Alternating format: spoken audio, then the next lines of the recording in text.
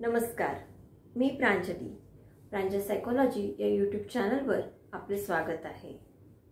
एक professional psychological counsellor, life coach, त्याचप्रमाणे nutritionist.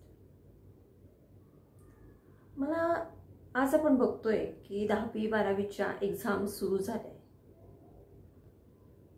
12वीची जेईची exams, medical entrance या एक्झाम सुद्धा सुरू झाल्या आणि मुलं 10th पास होतात तेव्हापासूनच या एक्झामची प्रिपरेशन ते करायला सुरुवात करतात। आणि आपण घरातली जी मंडळी असतो की आपल्या मुलाला ना की चांगलं वातावरण मिळावं, त्याला डिस्टर्ब होऊ नये। बरेचदा आपण टीव्ही आपल्या घराचा बंद करतो, स्वस्त आपण आपला टीव्ही हा काढून टाकतो की आपला टीव्ही जो आहे तो बंद, कारण आता तू काय केला, 10th मध्ये गेलाय, तू 12th मध्ये गेला आहे, त्यामुळे तू टीव्ही बघायचा नाही। वेगवेगळ्या प्रकारची महागडी क्लासेस आपण लावतो, युग तसं आहे, सगळेच करतायत आणि त्या स्पर्धेच्या युगात आपल्याला सुद्धा ते करावं लागतं आणि आपण ते करतो।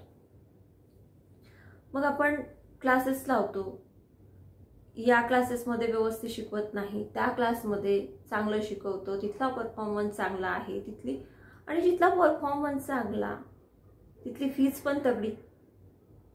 आपण आपल्या मुलांच्या स्वप्नांसाठी स्वतःला झिजवून, काटकसर करून आपल्या मुलाचं भवितव्य चांगलं व्हावं, त्याला शिक्षणात कुठे कमी पडू नये, आपल्याकडून आपण त्यांच्या शिक्षणात कुठे कमी पडू नये म्हणून आपण प्रत्येक आईवडील हे आटापिटा करत असतात।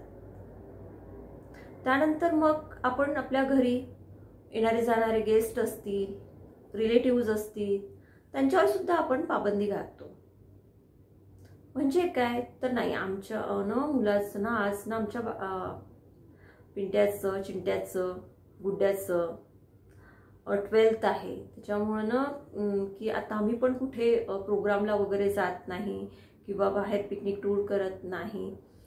आणि आम्ही आता घरी पण कोणी येतो जरी म्हटलं तरी नको, तुम्ही ना थोडं याची एक्झाम आहे ना, किंवा याचा यावर्षी 12th आहे ना, याचा यावर्षी 10th आहे ना, तर असं करून आपण कुठेतरी गेस्टला सुद्धा टाळतो किंवा आलेच न सांगता तर त्यांना आपण एंटरटेन करत नाही। आपण आपलं तुणतुणं वाजवतो की माझ्या मुलाचं 12th आहे, माझ्या मुलाचं 10th आहे आणि त्याला खूप स्टडी असतो, त्याला प्रायव्हसीची गरज आहे। आपला मेन मुद्दा येतोय, मी मेन मुद्द्याकडे येत आहे की त्याला प्रायव्हसीची गरज आहे, त्याला नो डिस्टर्ब। आणि आता झालंय कसं ना की आधीच्या काळात कसं होतं की सगळे एकत्र राहायचे, मुलं काही असे एका वेगळ्या रूम मध्ये जाऊन वगैरे अभ्यास करायचे नाही, ते आपल्या हॉलमध्ये, अंगणात किंवा जर 2-3 भावंड असायचे, ऍक्च्युअली आधी काही एकच भावंड असं नाही, 2-3 भावंड असायचे, ते एका रूम मध्ये बसून अभ्यास करायचे। पण आता तसं झालं नाही, तसं नाही राहिलंय। एक तर मुलगाच किंवा मुलगी व्हॉटेवर अपत्यच एक होतंय आणि 2 असले तरी एक मोठा एक छोटा असतो, तर नाही दादाचे यावेळेस 12th आहे, ताईचे यावेळेस 12th आहे, त्यांना डिस्टर्ब करायचं नाही आपण लहान भावंडांना सांगतो आणि त्याला एक स्पेशल रूम देतो की तू तुझं सगळं बाबा इथे कर, पण तू स्टडी कर, तू अभ्यास कर, तुला चांगले पर्सेंटेज मिळायला पाहिजे, तुझं चांगल्या ठिकाणी नंबर लागायला पाहिजे, तुला चांगलं कॉलेज मिळायला पाहिजे, तुला आवडणारी ब्रांच मिळायला पाहिजे।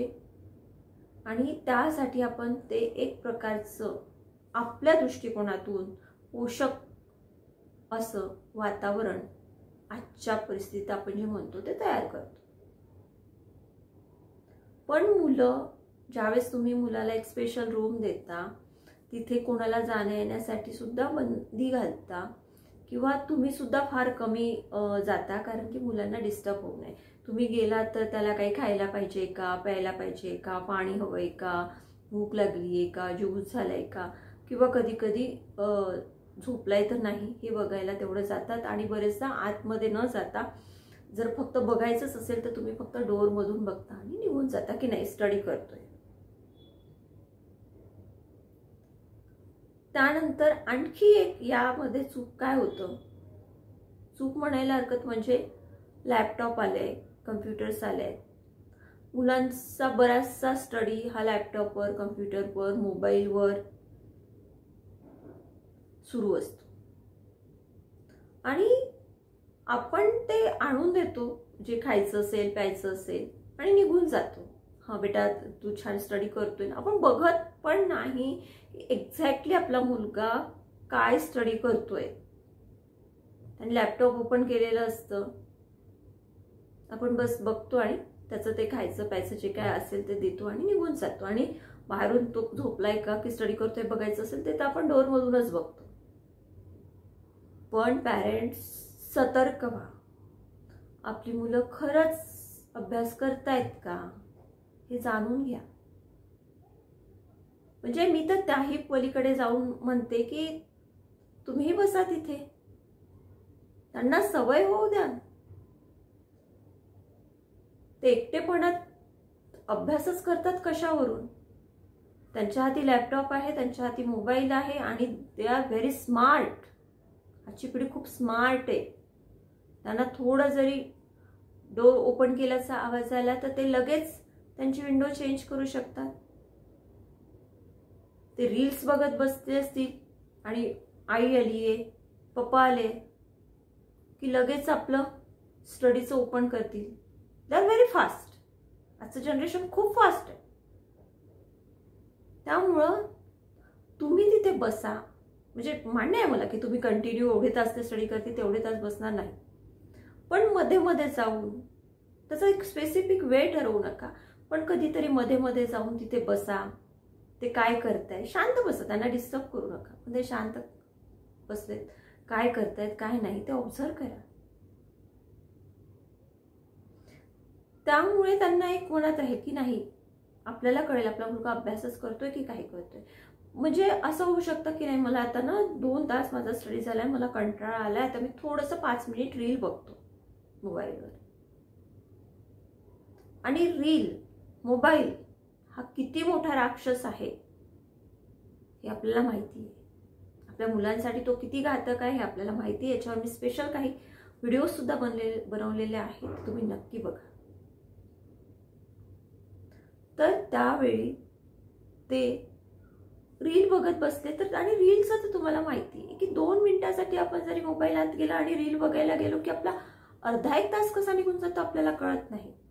आणि आपल्याला मनोरंजन, आपल्याला स्टडी करून आपलं थोडं रिलॅक्स होण्यासाठी आपण जर रील बघत घेत असेल तर तुम्ही एक तर रीलच बघत बसता खूप वेळ. आणि मला सांगा तुम्ही ते रील बघत गेल्यावर तुम्ही परत स्टडीवर स्विच होऊ शकता? शक्य नाही. कारण स्टडी तसाही आपल्याला आवडत नसतो ॲज कम्पेअर टू रील.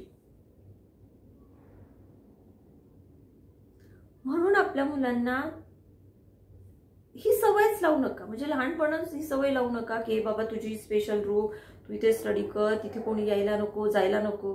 नाही, त्याला आपल्या नॉर्मल वातावरणात स्टडी करण्याची सवय लावा.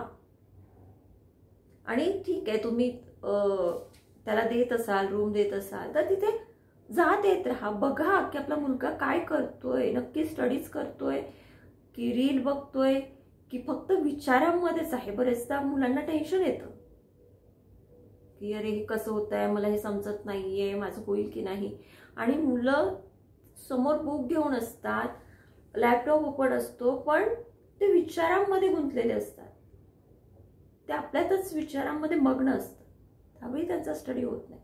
पण तुम्ही तिथे असाल तर तुमच्या लक्षात येईल की एक्झॅक्ट काय होत आहे, आपला मुलगा काय प्रॉब्लेम आहे का, स्टडी व्यवस्थित होत आहे का, हे सगळं आपल्या लक्षात येईल.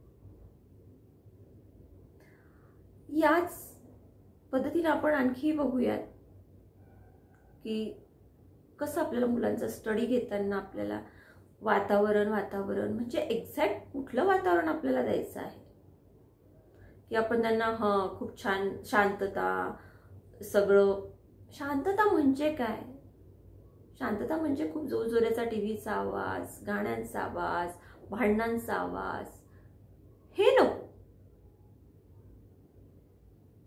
म्हणजे अगदी त्यांना काही स्मशान शांतता द्यायची नाहीये आपल्याला. आपल्या सर्वांच्या नॉर्मल बोलण्यात तो व्यक्ती स्टडी करू शकला पाहिजे. तशी सवय त्याला. कारण जर आपण तसं केलं नाही, त्याला एकटं सोडलं तर त्याचे कितीतरी दुष्परिणाम झालेल्या केसेस आहेत. मी नक्कीच एका व्हिडिओ तुमच्यासोबत ओरिसा, आय थिंक ओरिसामधली जे गोष्ट झालेली आहे ती नक्की शेअर करेल.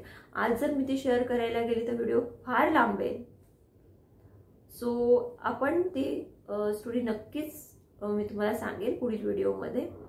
तुताच माझं तुम्हाला हीच विनंती आहे की जेव्हा तुम्ही मुलांना एक प्रायव्हसी देता स्टडीसाठी, तेव्हा त्याला एकटं न सोडता तिथे रूममध्ये मध्ये मध्ये जाऊन तो काय करतोय तिथे थोडा वेळ बसा.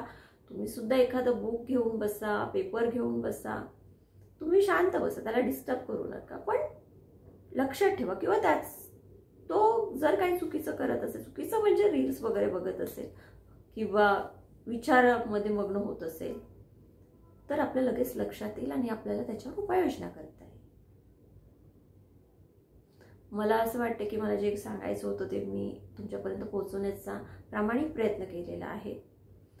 आणि माझी एक विनंती जी नेहमीची असते की तुम्ही जर प्रांजल सायकोलॉजी या चॅनलला जर नवीन असाल तर चॅनलला सबस्क्राईब करा, किंवा तुम्ही व्हिडिओज बघतायत पण सबस्क्राईब केलं नसेल तर प्लीज सबस्क्राईब करा.